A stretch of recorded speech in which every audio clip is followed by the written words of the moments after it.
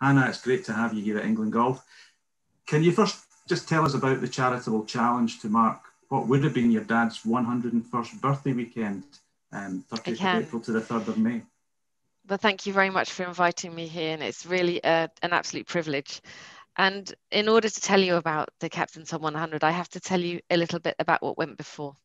Sure. So, of course, when everyone is aware that my father died at the beginning of February, he never thought he was going to die, and actually neither did we. And so he never, ever lost his spirit of hope and positivity. Never left him once. And what I would say is that my entire childhood and life was cemented by hope and positivity, because that's who he was. And so when he was in hospital and we realized that he probably wouldn't come out, we did start to talk about what the future would hold. The most incredible, powerful thing is that earlier in the year, in the previous or later in the previous year, we had discussed his 101st birthday celebration, and he was fully averse to everything we were talking about.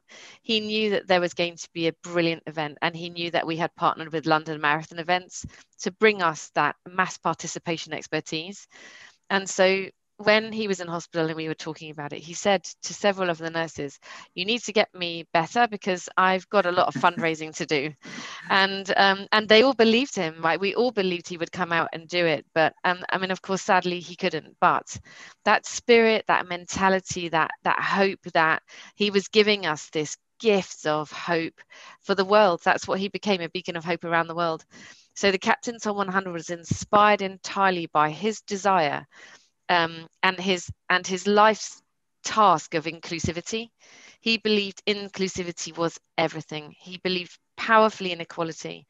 And so when we were looking at how we would celebrate his birthday, it had to be about the number 100, because the most incredible things happened to him in his year that he was 100. And he and we wanted to give this out as a challenge that allowed people to be free. It doesn't matter who you are, where you are. It doesn't matter whether you feel restricted. This is 100 anythings. Pick up the number 100 and do something amazing with it. It doesn't matter what it is. It could be small, it could be large, it could be in between. The point is, it's open to everyone. Challenge yourself with a number 100, raise money for charity, donate to the Captain's Hon Foundation or any charity of your choice. And we're all in this together, because what he's left us is the gift of hope. Absolutely, it's a fantastic idea, Hannah, and I'm sure golf clubs and golfers around England will pick this up and run with it for that birthday weekend. And in terms of golf, it could be anything, couldn't it? It could be 100 putts, it could be 100 keepy uppies if you're that skilled at being able to juggle the ball. It could be trying to break 100 or shoot 100 even in a competitive round. You know, the door's wide open for anybody to choose any challenge they choose. Absolutely, it's open to any of your creativity. And I think, as I often say, like, I can start with the first thing, but I know I won't end it. Once we pass that out as a challenge, I cannot wait. And you know what puts the biggest smile on my face is if my father was sitting here and he was listening to this interview. I think, what would he be thinking? And if he was listening to us challenging every golf course in the country to pick up the number 100, what would he think? He would just be so thrilled that that he would absolutely believe people would pick up that number and think of things we can never think of. Of course, I've already challenged the family of golfers to come up with their 100 thing on the golf course. So let's see, once everyone starts posting their 100, what that's going to look like. I can't wait. Absolutely. And golf clubs are very charitable places naturally. Anyway, golf club captains often have their own nominated charities. And obviously with the pandemic last year, it was very difficult for people to raise money in the conventional fashion. Golf courses were closed, golf clubhouses were closed at certain points. And golf club captains nominated charities would have suffered as a result, as all charities did in the pandemic year. I suppose this is a really good way to almost kickstart 2021, isn't it, for those charitable efforts that people want to get involved in, is to use this weekend as a focal point and take it on from there. It really is, and it's a great point. You know, when we were talking about this campaign, it was to also support all the charities that have suffered, because if you think of what the pandemic has done to us as humanity, is it started to chip away at some of our basic needs. And once you start to dislodge basic human needs, it starts to make people's futures look a little bleaker. And it starts to make them realize that they can't rely on certain things. And it's been really tough. It's been really tough for all of us as humanity. And not just here in the United Kingdom, but we're talking to people all around the world who feel just the same. So we want to say to people that we know it's been tough and there's still tough times to come, but we are in this together. And this will just ignite donating and raising money for charities. We want to support all of you to raise money for charities of your choice and wherever you see fit to support the Captain Tom Foundation so we can carry on everything that he asked us to do. But this is about inclusivity, remember? This is about you going out and trying to raise funds and just give everyone a bit of joy and hope. That's what we're hoping. It spans all ages, as the game of golf does. You can play golf at the age of 4 or 104, and this Captain Tom 100 is applicable to all ages, no matter what end of the spectrum you're at. Well, that's it. And I think that many people have said many things about my father in the last year, but one of the things that really strikes me is that he made being old cool again.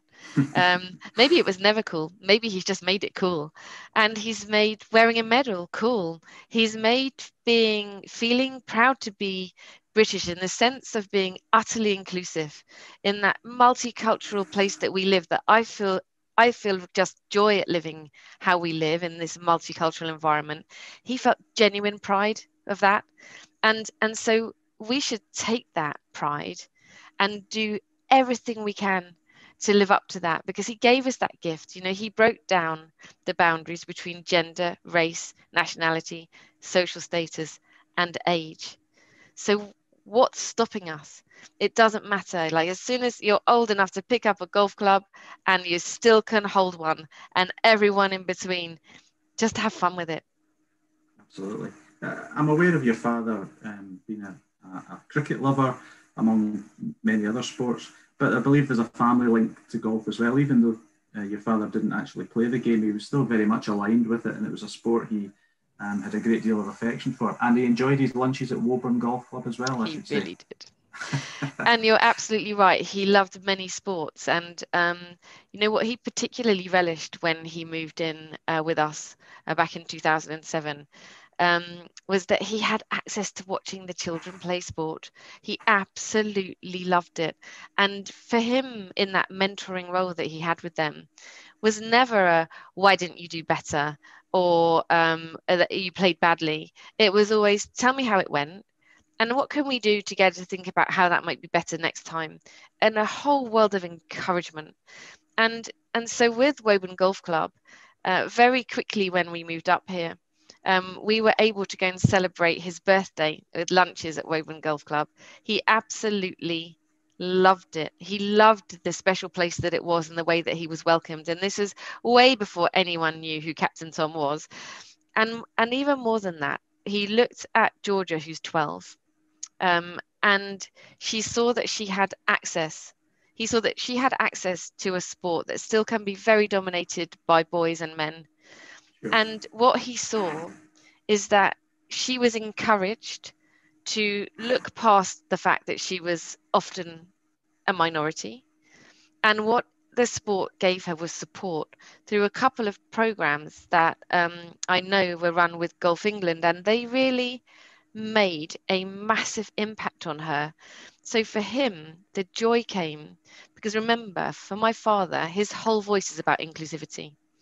He was brought up in an environment where his grandfather in 1880 insisted on paying, and when the men came to be paid on a Saturday, that the women got half the money, because he knew that by investing in the wives and the children, that there would be a much more inclusive and fair environment. Imagine as a young man, you see that as your role model. How does that craft your mindset? So here he was, a man at 100, who was reveling in the glory that his 12-year-old granddaughter had equal access. Now, maybe it's not equally as fair and it's not all equally the same, but we're getting there. And he saw that. he saw that as an incredible moment of joy to have with her, and loved hearing about how she got on the golf course. So for him, it holds a very, very close and personal emotion.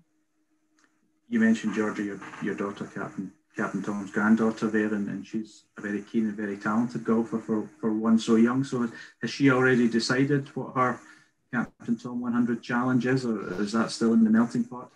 Well, we have talked about it a lot, and we feel that as a family, what we have to do is continue what my father started. So we are going to continue walking in the famous runway that now is outside our house.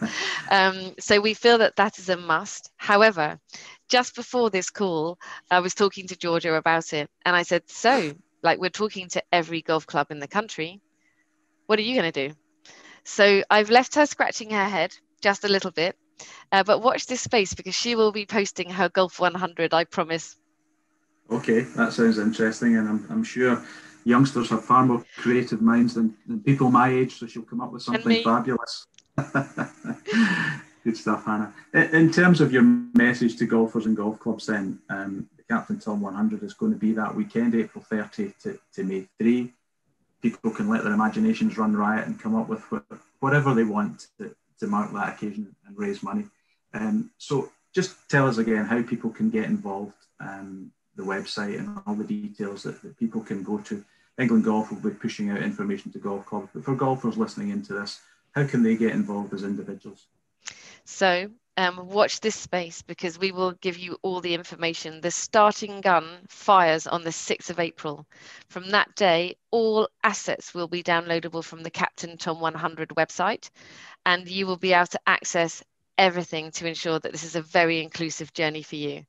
And from the 6th of April, we'll be pushing out our message across all social media and through some interviews. So you will have absolute access. And of course, for all of you, you have access through Golf England to us. And we can't wait to hear you sharing, to see you sharing all of those stories. So it's the Captain Tom 100 website that will be launched on the 6th of April, all assets available from there. And you can post to the hashtag Captain Tom 100. And we think this is going to be a lot of fun, and we just can't wait to hear. But any questions you can fire back to that website, there'll be someone picking up emails. Terrific. It sounds like great fun. I'm sure millions of people across the country, not just involved in golf, but other sports as well, will get involved in this. And it's a fitting tribute to your father that the country still remembers him so fondly, and will continue to raise money and basically honour his memory in the best way they can going forward. So on behalf of everyone, Hannah, thank you very much for your time today, and good luck with all the charitable endeavours going forward. Thank you sincerely for your time, and we really do appreciate it. And all that we are is an ordinary family, centered in something extraordinary. And it's our responsibility to share that in the best way that we possibly can. So we thank you so much for coming on this journey with us.